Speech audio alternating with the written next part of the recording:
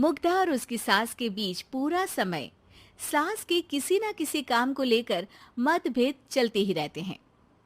बहू, ओ बहू, जरा चाय बना दे। मुग्धा चाय लेकर आती है। ये लीजिए, और कुछ चाहिए? अरे नहीं, बस चाय पीने का मन था। जाओ, तुम दूसरा काम करो। चाय पीने के थोड़ी देर बाद सास दोबारा मुग्धा को आवाज लगाती है। अरे बहू रे, आओ बहू, जरा हलवा तो बना दे, मीठा खाने को मन हो रहा है। इसी तरह मुग्धा की सास पूरा समय कोई ना कोई काम बताकर उसे रसोई से बाहर तक निकलने नहीं देती। कभी चाय, कभी हलवा, कभी पानी तो कभी दूध, हर समय खाने को चाहिए और उसके लिए अपने हाथ पैर बिल्कुल नहीं हिलाने। परेशान किया हुआ है इन्होंने। सास की जबरदस्ती परेशान करने की आदतों से दुखी मुग्धा एक शाम सचिन के साथ अपने कमरे में बैठी हुई बात कर रही होती है। सुनो जी, मम्मी जी की ये जानबूझकर मुझे परेशान करने की फरमाइशों से मैं बहुत फ्रस्ट्रेट हो चुकी हूँ। पूरे दिन में एक सेकंड का आराम नहीं मिलता। रसोई से बाहर कदम रखती नहीं कि बहू ये बना दे, बहुरी वो बना दे। अरे इनकी फरमाइशें चलती ही रहती है। अरे मुग्धा, माँ खाने की शौकीन है, पर उम्र हो चली है, खुद खाना नहीं बना सकती, इसलिए तुमसे बोलती है। अरे तो शौक भी उम्र देख कर रखने चाहिए ना। समझ में नहीं आता, हर समय फेविकॉल का जोड़ लगाए सोफे से चिपके बैठी रहती है। इतना सब डाइजेस्ट कैसे हो जाता है उन्हें? अरे तुम मेरी माँ से इतनी नफरत कैसे कर सकती हो?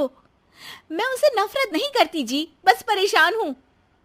जहां मुग्धा अपने पति से ये सब बोल रही होती है, वहीं उसकी सास भी कमरे के बाहर दरवाजे से कान लगाए सारी बातें सुन रही होती है और अगली दोपहर रसोई में मुग्धा के पास जाती है। बहू, आज ना मेरा कुछ मसालेदार खाने का मन है। तू चाय बना दूं? मुझे बहुत पसंद है। अरे ना, ऐसा कर लिट्टी चोखा बना ले। और हाँ, जितना मसाला बातों में मिलाकर पति को सुनाती हो ना, सब्जी में भी वैसे ही डाला करो, खाना स्वादिष्ट बनेगा। सास की बात सुनकर मुग्धा हैरान रह जाती है।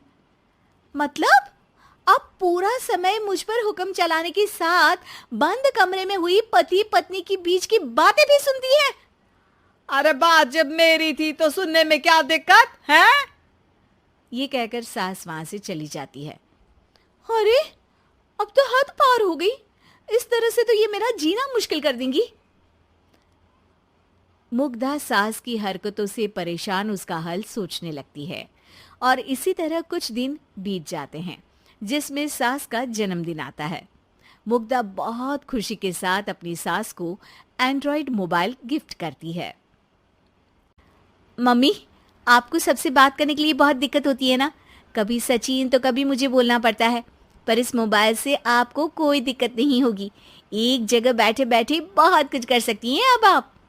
मोबाइल देख सासू माँ खुश हो जाती है, पर उसे इस्तेमाल करना तो आता नहीं, इसलिए साइड में रख देती है।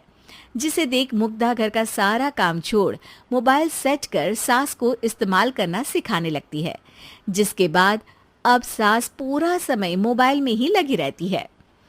हाय, जब से मम्मी को मोबाइल मिला है मेरी लाइफ में कितनी शांति आई है। अच्छा है, इसी तरह बिजी रहे तो मैं भी सुकून की जिंदगी जी पाऊंगी। अब मुग्धा जब मन करे काम करना, जैसा चाहे वैसा खाना बनाकर खाना, पूरा समय रिलैक्स और खुश रहने लगती है। क्या बात है, आजकल तुम बहुत चहक रही हो।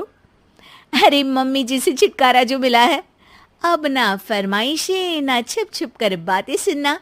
अच्छा, तो मोबाइल गिफ्ट करने की ये स्कीम थी। इसी तरह दिन बीतते हैं और अब मोबाइल पर लगी सास फरमाइशों की जगह सवालों के लिए बहू को आवाजें लगाना शुरू कर देती है।